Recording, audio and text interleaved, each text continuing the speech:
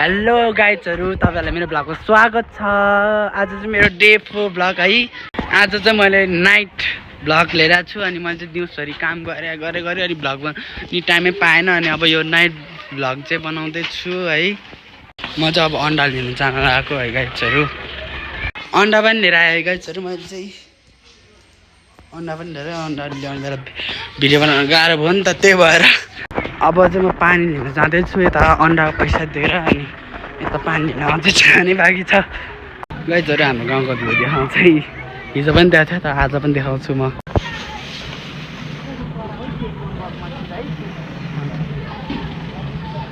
हाम्रो गाउँ चाहिँ कस्तो छ गाइजहरु। उहाँ चाहिँ हाम्रो माइजू है। माइजू यता हेर्नु त, उहाँले पानी भर्न आउनु भएको। अहिले चाहिँ हुसो लाएर कस्तो भइरहेछ, चारैतिर पानी पर्ला जस्तो भइरहेछ होइन पुरै। तर हुसो लाए नि हाम्रो गाउँ राम्रै देखिन्छ।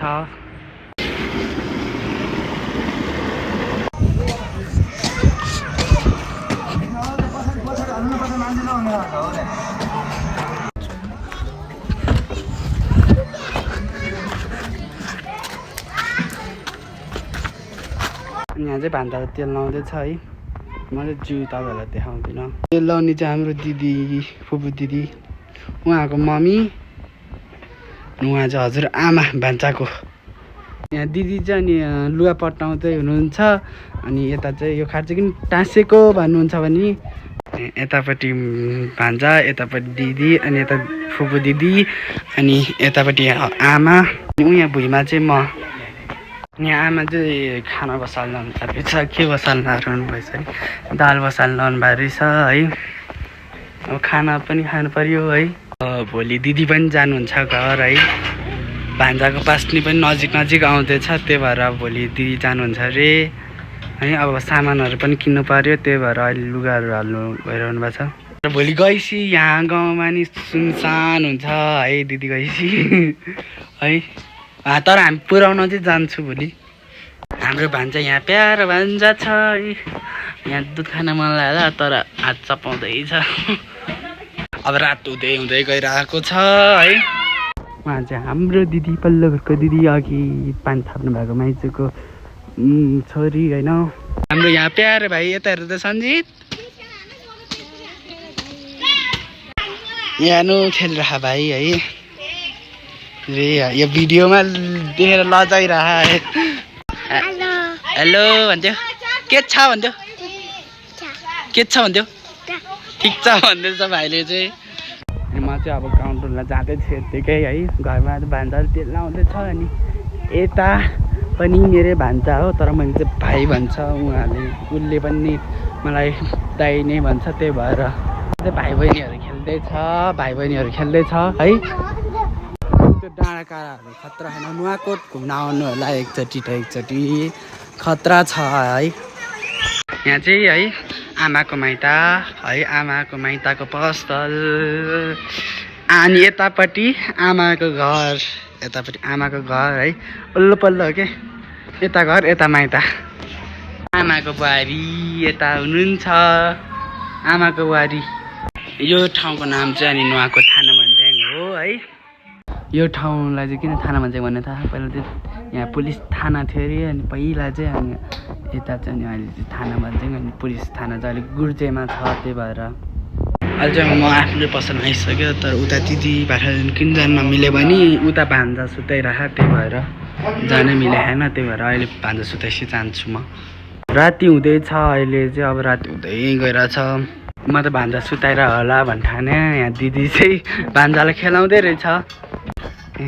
हाम्रो दिदी कति गोरी छ त गाइजहरु। भान्जालाई औषधि लाउँदैछ। म चाहिँ अहिले बिरामी नै छु होइन। तर मलाई बिरामी जस्तो देख्दैन, तर म बिरामी नै छु। अनि म त्यस्तो बिरामी पनि होइन, तर मलाई औषधि चाहिँ धेरै दिन्छ। आफ्नो ज्यानभित्रको रोग हो। तर त्यस्तो क्यान्सर होइन, तर ज्यानभित्र चाहिँ एउटा रोग छ। उहाँ चाहिँ माइजू भान्जा होइन, माइजू भान्जा क्या। उहाँ कृष्ण ठुला मेरो उहाँको चाहिँ माइजू भन्छ उहाँ चाहिँ मेरो हजुरआमा अनि मलाई चाहिँ त्यस्तै रोग छ अनि म चाहिँ भोलि बिनाजुले औषध लिएर दिनुहुन्छ अनि त्यो खाएपछि बिस हुन्छ कि भन्ने आश छ आफ्नो ज्यानभित्र रोग हुँदाखेरि कति टेन्सन हुने रहेछ मैले चाहिँ धेरै जङ्क फुड खाएर होला तर मेरो ज्यानभित्र चाहिँ एउटा रोग छ त्यो चाहिँ भन्न मिल्दैन त्यही भएर मैले चाहिँ भनेन अहिले चाहिँ मलाई यस्तो टेन्सन भइरहेको दिदी अब यत्रो दिन बसेको है यत्रो दिनपछि अब जानुहुन्छ 2-3 महिना नै बस्नुभयो सुत्केरी अब भोलि जानुहुन्छ अरे होइन मलाई यति दुःख लागेको छ है यत्रो दिनसँग आफ्नो मान्छे बस्दाखेरि कति गाह्रो हुन्छ र मलाई नि यस्तो गाह्रो भइरहेछ है आफ्नोसँग यस्तरी बस्दा है कस्तो पिर हुने रहेछ जाँदाखेरि है यत्रो दिन बस्यो अब भोलि जानुहुन्छ किनकि त्यही अघि मैले भनिसक्यो पास्नेको लागि जान्ला भयो अब भान्जा पनि ठ्याक्कै 6 महिना लाग्छ अब 11 गते है अहिले 7 बज्यो भर्खर चाहिँ राति हुन छ अब ठ्याक्कै 8 बजे चाहिँ झमक्कै हुन्छ है अहिले चाहिँ दिन लामो रात छोटो छ नि त यो कुरालाई साइडमै राखौँ अब हाँस्दै मजा गर्नुपर्छ अब यस्तरी इमोसनल भएर पनि बस्नु भएन है तर त्यतिमै हो म दुःख भएको दिदी जानुहुन्छ भनेर भान्जासँग म खेलेको पल कहिल्यै बिर्सिँदैन है तर यस्तो दुःख मान्नु चाहिँ भएन अब हाँसी मजाक त गर्नै पर्यो है दुःख मान्नु त हुँदैन मैले चाहिँ आज एक दिन टप लाग्यो कस्तो देखिने रहेछ भने टप लाग्यो राम्रै देख्छ रहेछ आफूलाई थाहा हुँदैन भोलि चाहिँ म काठमाडौँ जान्छु दिदीसँगै अनि यो कपाल पनि काट्ने बेला भए कपाल पनि काट्छु है आफ्नो कपाल काट्नुपर्छ आफ्नो ज्यानलाई राम्रो बनाउनु पर्छ तपाईँहरूले सोध्नुहुन्छ होला है मेरो मम्मी बाबा कता हुनुहुन्छ भनेर है तर मेरो मम्मी बाबा चाहिँ मेरो मम्मी विदेश हुनुहुन्छ बाबा चितवन हुनुहुन्छ होटेल खोलेर बस्नु भएको छ त्यही भएर यति साह्रो ब्लगमा देखाउँदैन मैले है त्यही भएर म यति साह्रो मम्मी बाबालाई किन देखाएको हजुर आमा मात्रै किन देखाएको भन्नु होला है हाम्रो चाहिँ पैसा कमाउन भएर मम्मी विदेश जानुभएको छ बाबा पनि चितवन जानुभएको छ बाबा मम्मी चाहिँ थाहा भएन बाबा चाहिँ आउनुहुन्छ होला दसैँमा दिदीको लागि ज्वानोको झोल बनाउनु लाउनु भयो अरे है ज्वानोको झोल बनाउनु लाउनु भयो अरे अब सुत्केरी अवस्थामा ज्वानोको झोल खायो भने बच्चालाई दुध आउँछ नि त हो कि लाउनु त दिदी है त्यही त अब बनाउनुहुन्छ कसरी बनाउनुहुन्छ भने म तपाईँहरूलाई देखाउँछु म अब काठमाडौँ पनि त्यस्तै 11-12 गते जान्छु है अब पास्ने नै आइसक्यो नि त अब 15 कि 16 गते त पास्ने नै छ भान्जाको हामी पनि अब लुगाको सेटल त मिलाउनु जानु पर्यो है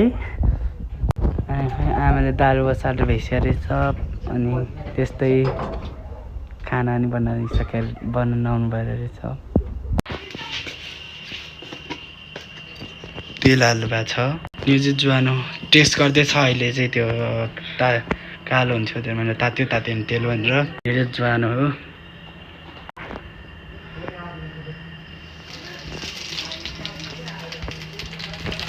यसरी बनाउँछ यो ज्वानो सुत्केरीलाई तपाईँहरू पनि यो रेसिपी हेर्नु होला अनि यो चाहिँ चामलको पिठो अब दिदीले हाल्नुहुन्छ त्यो जे पाइते गरेर हाल्नु हुँदैन नि यो त ठिक्क मिलाएर हाल्नुपर्छ अलि ज्वानो रातो भैँसी हाल्नुपर्छ यो चाहिँ है यहाँ चाहिँ हाल्नुभयो दिदीले अब यसलाई चलाउनु हुन्छ यो चाहिँ चामलको पिठो हो घोल्दै जानुपर्छ घोल्दै जानुपर्छ यो चाहिँ डराउनु हुँदैन ज्वानोको झोल अब चाहिँ दिदीले पानी हाल्न आउनु भएको छ हाल्नु त दिदी हजुर डर छ भनेर चाहिँ बाहिर निकालेर हालेको है दिदीले थोरै हाल्नुपर्छ है त्यो त्यसमा बाक्लो पनि बनाउनु हुँदैन पातलै बनाउनुपर्छ पछि धेरै हाल्नुपर्छ यति चाहिँ सुत्केरीलाई नै हो। तपाईँहरू कति धेरै भन्ला नि यो सुत्केरीले खानुपर्छ अरे के। अनि नुन चाहिँ थोरै हाल्नुपर्ने रहेछ। म चाहिँ भिडियो खिच्नै बिर्सेछ। यो पनि अब आज एक दिन मात्रै पाक्छ, भोलि अब दिदी जानुहुन्छ। उहाँ दिदी हामी चाहिँ पुऱ्याउनु जाने मान्छे है, पुऱ्याउन जाने मान्छे हामी चाहिँ पुऱ्याउनु जाने मान्छे। बनाउँदै हुनुहुन्छ दिदीले, यसरी नै बनाउने हो है। यो चाहिँ खाना खानुभन्दा अगाडि नै खानुपर्ने रहेछ। दिदीले चाहिँ कति भित्रै गुम्साउनु भनेर भान्जालाई चाहिँ बाहिरै लिएर आउनु भएको छ यसो हावा खानालाई। यत्तिको पातलो भन्नुपर्ने रहेछ, मैले पनि थाहा पाएँ। तपाईँको बुढी दिदी बहिनीहरू छ भने सुत्केरी यसरी नै बनाएर खाँदिनँ है जानु तपाईँहरूले नि। मैले त सिकिसक्यो है, भविष्यमा गएर बुढीलाई खाँदिनलाई। गाइजहरू अब मोबाइलको चार्ज सकिनु लाग्यो, तर मोबाइलको चार्ज सकिए पनि भ्लग चाहिँ बनाउनु हुन्थ्यो, तर मोबाइलको चार्ज चाहिँ थोरै नै छ। त्यही भएर म बाई बाई भन्न चाहन्छु। अब यो आदि भ्लग म तपाईँहरूलाई भोलि कि पर्सिमा लिएर आउन चाहन्छु।